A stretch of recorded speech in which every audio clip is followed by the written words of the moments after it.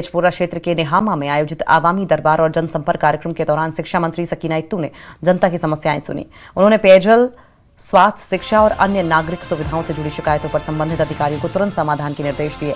मंत्री ने कहा कि उनकी पार्टी हमेशा से शराबबंदी के पक्ष में रही है, जबकि बीजेपी इस मुद्दे का राजनीतिकरण कर रही है। उन्होंने अधिकारियों से जनहित में जिम्मेदारी के साथ कार्य करने की अपील की।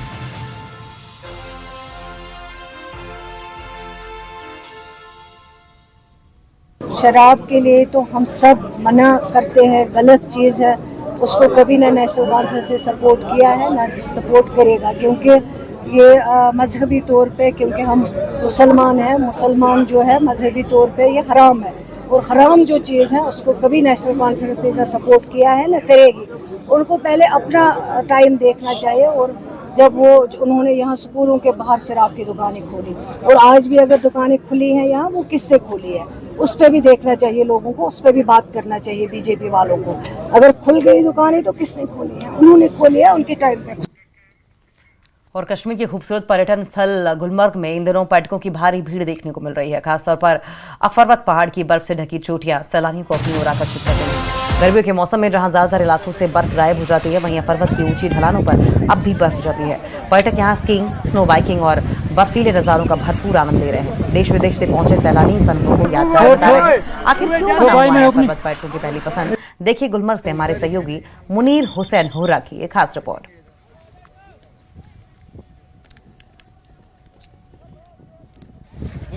पहली बार हम लोग यहाँ पे कश्मीर में आए हैं, और मेरा तो लाइफ टाइम में पहली बार स्नो का अनुभव हो रहा है। तो गुलमर्ग में अभी हम फेज़ 2 में है, तो एक हल्की हल्की स्नोफॉल भी हो रही है और पूरा स्नो है। बहुत ही बढ़िया लग रहा है और हवाएं भी बहुत अच्छी है, मौसम अच्छा है। तो जो भी टूरिस्ट आना चाहते हैं, मैं उनको यही बोलना चाहती हूँ कि जो भी पैसे आप इसमें डालोगे तो पूरा पैसा आपका वसूल है और पूरी तरह से सिक्योर है। कोई भी आपको टेंशन नहीं है, अच्छी व्यवस्थाएं ही टूरिस्ट के लिए भी।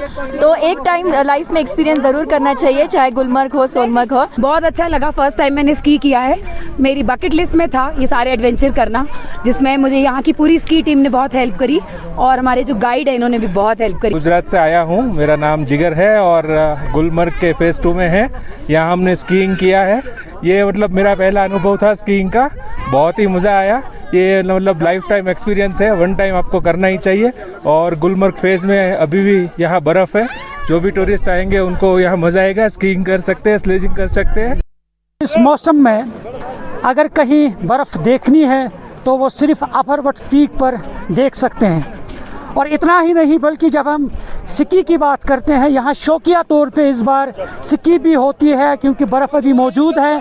और मेरे पीछे यहाँ आप देख सकते हैं कि किस तरह से शौकिया तौर पे यहाँ जो टूरिस्ट यहाँ आते हैं वो अभी भी स्की के शौकीन जो है वो स्की यहाँ पे कर सकते हैं। आप देख सकते हैं बड़ी तादाद में और लंबी कतार में पर्यटक जो हैं वो यहाँ स्की कर रहे हैं। आप देख सकते हैं कि किस तरह से यहाँ जो गाइड्स लोग हैं किस तरह इनके सहारे ये स्की कर रहे हैं और इसका खूब आनंद ले रहे हैं। जब हम विंटर की बात करते हैं, यहाँ ज़्यादातर लोग जो हैं वो स्की करने आते हैं, मगर इस बार जब इस मौसम में, जब हम समर सीज़न में, क्योंकि यहाँ बर्फ़ जमी रहती है, तो इस पर यहाँ शौकिया तौर पे टूरिस्ट जो है वो खूब आनंद लेते हैं इस स्की का। और आप देख सकते हैं तस्वीरों में किस तरह से यहाँ ये लोग स्की करते हैं और ये टूरिज़्म को भी, यानी इसकी बढ़ोतरी में, इसको फ़रोग देने में काफ़ी अहम रोल इससे अदा होता है। तो बड़ी तादाद में टूरिस्ट यहाँ आते हैं और खुशी से फूले नहीं समा रहे हैं। इनका कहना है कि वाकई जब इस समर सीज़न में ये बर्फ़ देखना चाहते हैं तो इस अफरवट पीक पर पहुंचकर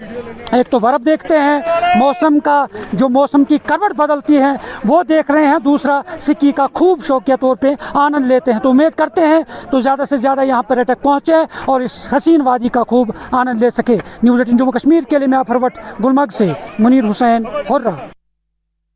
जम्मू कश्मीर के उपराज्यपाल मनोज सिन्हा द्वारा शुरू किए गए 100 दिवसीय ड्रग फ्री जम्मू कश्मीर अभियान के तहत प्रशासन ने नशे के कारोबार के खिलाफ बड़ी कार्रवाई की है। सांबा के बेला मनोहर क्षेत्र में कथित ड्रग तस्कर के मकान को ध्वस्त कर दिया गया है। अधिकारियों के अनुसार ये कदम नारकोटिक्स से जुड़ी अवैध गतिविधियों पर रोक लगाने और ड्रग्स नेटवर्क को खत्म करने की मुहिम का हिस्सा है।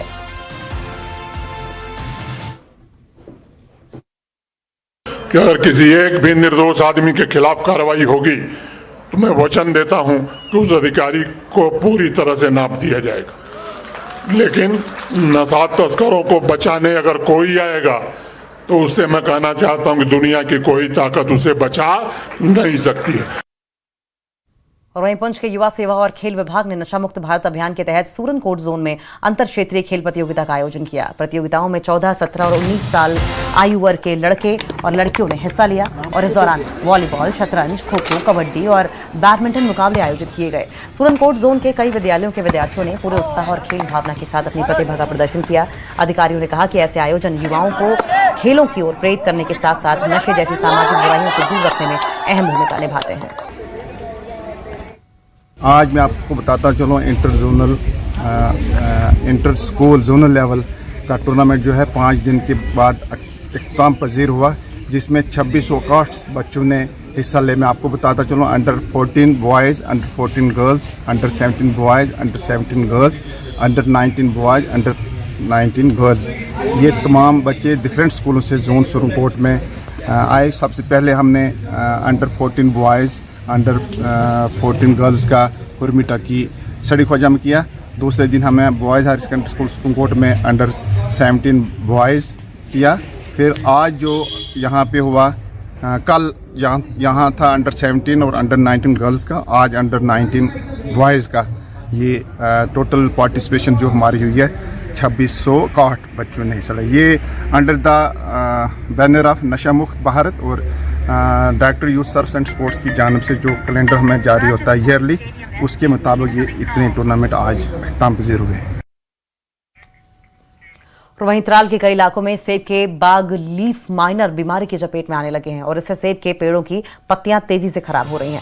बागवानों में इस बीमारी को लेकर चिंता बढ़ गई है, क्योंकि समय रहते नियंत्रण नहीं किया गया तो सेब की पैदावार प्रभावित हो सकती है। इस संबंध में बागवानी विभाग के अधिकारी सरताज अहमद ने किसानों और बाग मालिकों को सलाह दी है कि वे तुरंत विभाग द्वारा सुझाई गई दवाइयों का छिड़काव करें ताकि बीमारी को फैलने से रोका जा सके। उन्होंने कहा कि बागों की नियमित निगरानी बेहद जरूरी है। साथ ही किसी भी प्रकार की बीमारी और कीट के लक्षण दिखाई देने पर तुरंत विभाग से संपर्क करने की अपील की गई है।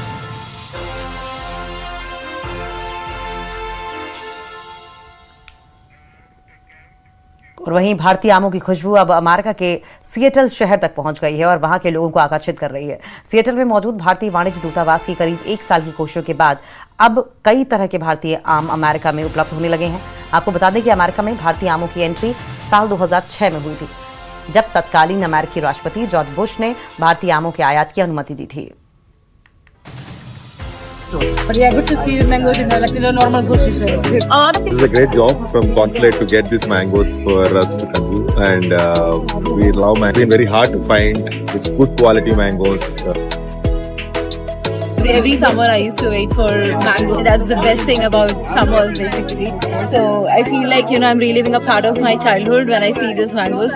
So I'm eternally grateful, honestly, for Indian consulate to be able to get these mangoes all the way from India to here. So yeah, very, very, very thankful and thanks so much. Really excited to try these mangoes, and I've been really missing India, and now I can finally try these mangoes that are from India here in the US. I haven't got to try Kesar mangoes before, so it's going to be first time. Really excited about these, and I can't wait to try. Thank you so much, Indian Consulate, on behalf of all Indian nationals, for bringing this and letting us taste real Indian mango. Been flying off the shelf. They just are a new item. It's a lifetime of it. इस bulletin में फिलहाल इतना ही। नमस्कार।